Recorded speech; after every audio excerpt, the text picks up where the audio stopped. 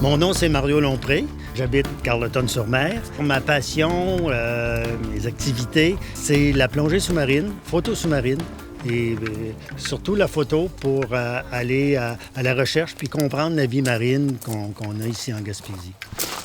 Yes, salut Mario! Bonjour Luc, ça va? Ça va très bien. Bon. Tu vas aimer ça? Comme toute activité sportive à l'extérieur, on commence à étudier la météo quelques jours d'avance pour ne pas se faire prendre de cours avec des vents ou des orages. Après, c'est de prévoir au niveau d'avoir ce qu'il nous faut, d'avoir des bouteilles d'air remplies pour les plonger. Ah, Bonjour Luc! ça a l'air beau? Ah, ça a l'air beau. Est-ce que tu as plongé hier? J'ai plongé samedi. Hein? C'était merveilleux. C'est parfait, la température est bonne, 37. C'est bon. C'est bon, c'est bon. La vie commence à bouger. Bon. Au niveau des poissons, est-ce que ça a commencé à bouger? À peine. Mais les homards ont sorti, les anémones sont énormes encore parce que là, c'est vraiment le bon temps là, pour plonger. Comme ça, les plis, ça bouge pas? Pas encore. Il n'y a pas beaucoup de poissons. Vraiment pas. J'ai vu des petits lançons. Là. C'est à peu près la seule chose que j'ai vue jusqu'à date. Mario, peux-tu nous expliquer les équipements que ça te prend pour faire de la photographie sous-marine? Tout le kit de plongée, ça consiste en quoi? C'est ça. Premièrement, ça prend tout ce qu'il faut pour faire de la plongée. Dans mon cas, c'est de la plongée sportive. Alors, première chose que ça nous prend, c'est de l'air pour pouvoir circuler sous l'eau. Et l'air, c'est de l'air comprimé sous pression. Dans les bouteilles, dans ce cas ici, on a une bouteille de 80 pieds cubes. Après la bouteille, j'ai une console de brancher, une console avec un capteur de pression. Et je vois actuellement là, que j'ai un 3400 livres de pression. Donc, premier instrument, la boussole, qui permet de se diriger sous l'eau et d'atteindre ses objectifs. Parce que c'est très facile de se perdre sous l'eau. Hein? On a l'impression qu'on se dirige en ligne droite. Il y a les courants qui nous poussent, ce qui fait que c'est presque impossible d'aller en ligne droite sans avoir un instrument de repère. Donc, sur cette console-là, il y a la boussole et ensuite, qu'est-ce qu'on voit? Ici, il y a un profondimètre mécanique c'est tout simplement une aiguille qui, sous la pression de l'eau, permet de donner la profondeur à laquelle on est descendu lors de la plongée. C'est important à savoir, avant de partir en plongée, d'abord de s'assurer que la bouteille est bien pleine. Et aussi, lors de la plongée, il s'agit de jeter un coup d'œil régulièrement sur le capteur de pression pour voir qu'est-ce qui reste en réserve puis évaluer le temps de plongée. Pour réussir à respirer sous l'eau, il faut être en mesure d'avoir de l'air. Et ici, il y a le détendeur principal qui est raccordé à la bouteille. Le détendeur principal, c'était la plus grande invention en plongée, ce qui a permis de passer de la plongée scaphandre à la plongée autonome. Et c'est un instrument qui a été inventé par Cousteau et un de ses coéquipiers, ce qui permet d'ajuster une haute pression qui est dans la bouteille à la demande que mes poumons ont besoin, qui varie régulièrement en fonction de ma profondeur. Ça prend des pannes et en plongée, si on essaie de faire quelque chose sans panne, c'est impossible.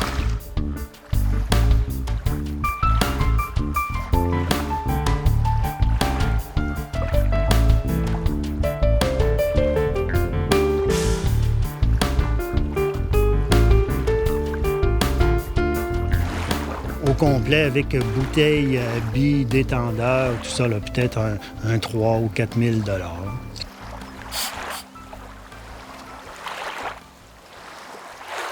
Ça pèse combien, tout ça, là?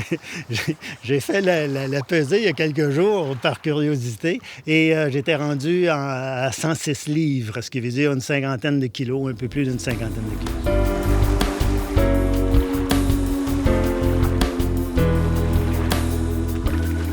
C'est un appareil qu'on retrouve sur le marché. Ce qui est particulier, c'est d'avoir le boîtier sous-marin adapté à la caméra. J'ai du matériel qui est assez léger, qui est souple. J'ai un petit appareil, un appareil compact, qui a pour avantage à se faufiler partout.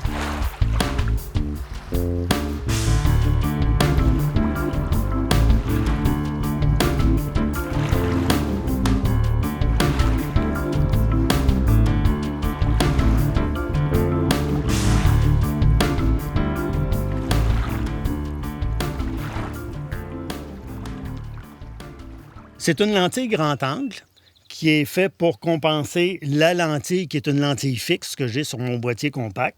Alors, ce qui permet d'aller chercher un champ de vision beaucoup plus grand avec une bonne clarté et qui permet du même coup, tout en ayant un grand champ de vision, de pouvoir quand même prendre de la photo de spécimens très rapprochés.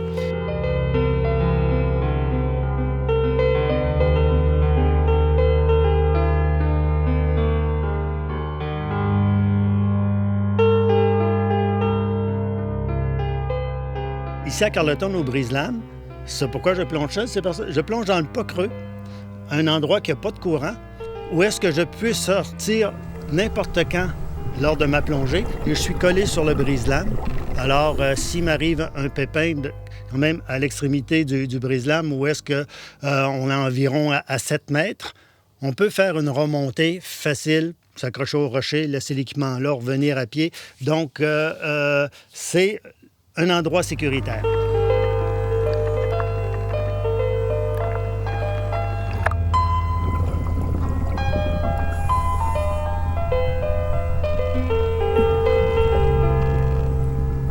Le premier, c'est le Brise-Lames à Carleton, le Brise-Lames de la Marina, parce qu'il est accessible. Après, le site que je privilégie le plus, c'est Pointe-au-Maquereau à Gascon, parce que c'est encore un site où est-ce qu'on peut plonger à partir de la rive. On est à la limite de la baie des Chaleurs et du Golfe. Donc, on vient complètement de changer de vie, de fond marin. Donc, ça change beaucoup du fond de la baie des Chaleurs. Et le fond marin, là-bas, est très beau parce qu'on a des rochers sous-marins partout, ce qui fait qu'on a un fond qui est clair, qui est lumineux, qui n'a presque pas de sédiments. Une richesse de vie qui ressemble beaucoup à ce qu'on retrouve à l'île Bonaventure, en moins abondant et un peu moins gros en volume.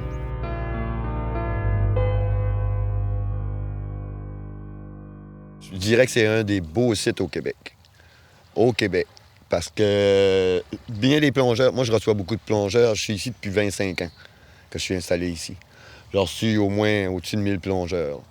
Et à chaque fois, les plongeurs, quand ils viennent ici, puis c'est nouveau, là, ils n'ont jamais plongé, ils n'en reviennent vraiment pas de la vie, de tout ce qu'il y a dans si peu creux d'eau, parce qu'on a quand même un site qui n'est pas profond. Le maximum de pieds, ça va aller à 27 pieds. Donc, c'est pas beaucoup profond. Mais on retrouve une faune, une flore là, qui est vraiment exceptionnelle. Même bien des gens comparent ça aux Escoumins. C'est vraiment, là, on a une richesse dans la faune, la flore qu'on ne voit pas partout.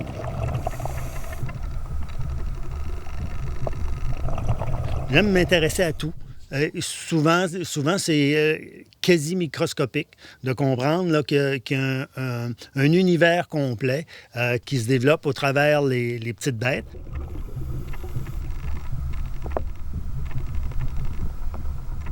La vie sous-marine, hein, ce qui est important, c'est de comprendre aussi la chaîne alimentaire. Et ce que j'aime bien, c'est de dire, ah, voici, j'ai tel type de nourriture, qu'est-ce que je dois m'attendre à trouver là, dans l'espace autour. Là.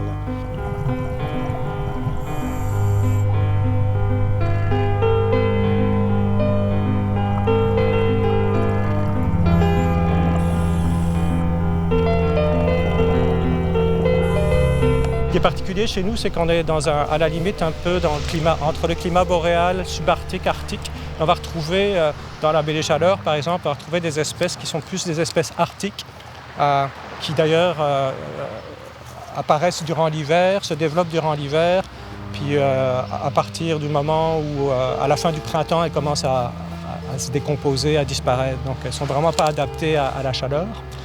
Et c'est des espèces qu'on ne retrouve pas en Europe, ou alors il faut monter très haut près du cercle arctique.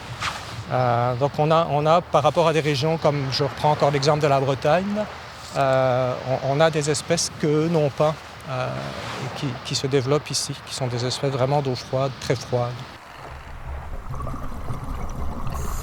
Pourquoi vous faites ça? Parce que je suis curieux, parce que j'aime la nature, parce que tous les matins, quand je me lève, ben, j'ai la mer devant les yeux. Puis, il faut que j'aille voir comment ça fonctionne là-dedans.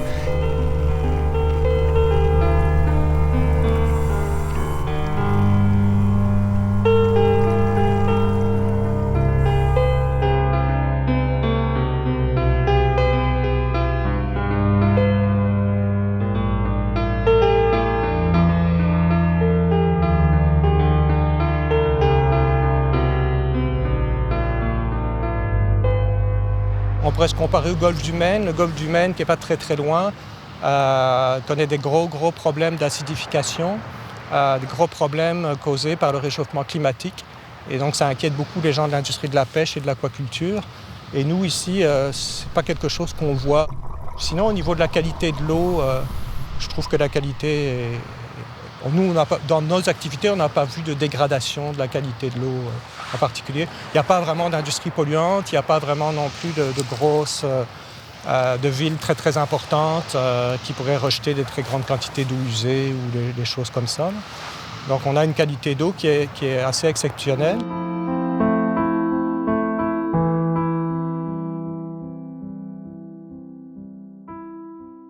Je ne sais pas si je peux parler que je perçois l'effet des changements climatiques, mais par contre, on sait qu'ici à Carleton, sur le Brise-Lames et un peu tout le long de la côte, les grands laminaires sont affectés par une espèce envahissante qui sont des bryozoaires, qu'on appelle la croûte de dentelle, hein, qui fait des grosses croûtes calcaires sur les laminaires. Ça se dépose dessus. C'est pas là pour manger le laminaire, mais le laminaire sert de support. Mais comme c'est une croûte calcaire, ça n'a pas de souplesse. Alors, quand le laminaire, lui, ondule dans le courant, ben, il finit par casser et se détériorer. On a ça peut-être depuis 10 ou 12 ans, là, le bryozoaire sur les laminaires.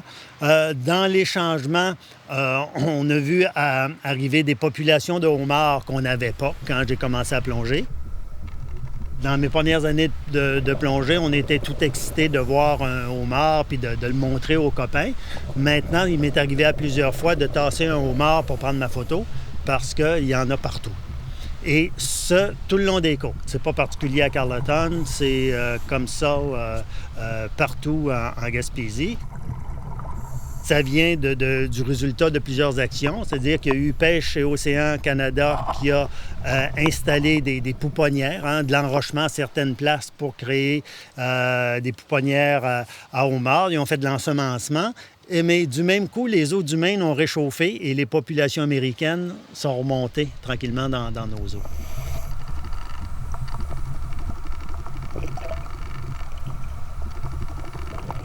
Il y a le bar rayé qui est arrivé, qui n'avait pas, lui aussi, ça fait une dizaine d'années. On n'avait jamais vu ça. Les premières années, on avait des bars rayés. Et maintenant, les gros, ce sont des bonnes bêtes. On les voit grossir d'année en année.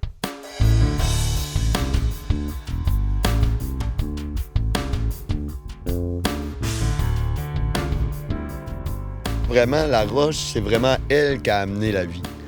Parce que ces rochers-là sont là depuis les années 80. Donc, on parle de 30 ans. Fait que, qui dit roche, dit substrat. De quoi pour s'accrocher. La vie s'est accrochée vraiment après les roches. Donc, cachette pour les poissons, nourriture pour les mollusques. Tout est là. Tout, c'est un ensemble. C'est vraiment une biodiversité qui se complète bien.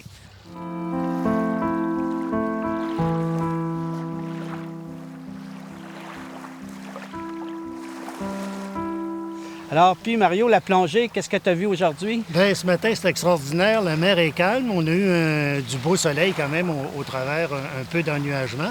Mais la mer ici, tout proche, là, en partant du bar, c'est plein de cténophores. C'est-à-dire ces petites bêtes gélatineuses avec des cils vibratiles tout le tour qui décomposent la lumière. C'est comme si on nageait dans des petites lumières de Noël. Fait que ce que j'ai vu ce matin, c'est surtout des groseilles de mer, bien qu'il y avait des sortes parallèles qui se promenaient, là, des hydroméduses miniatures. Puis ce sont les espèces qu'on voit avant que l'eau réchauffe. On les verra plus à partir de mi-juin. Après ça va retourner vers la fin novembre avant qu'on puisse revoir les espèces ici au Brise-Lames.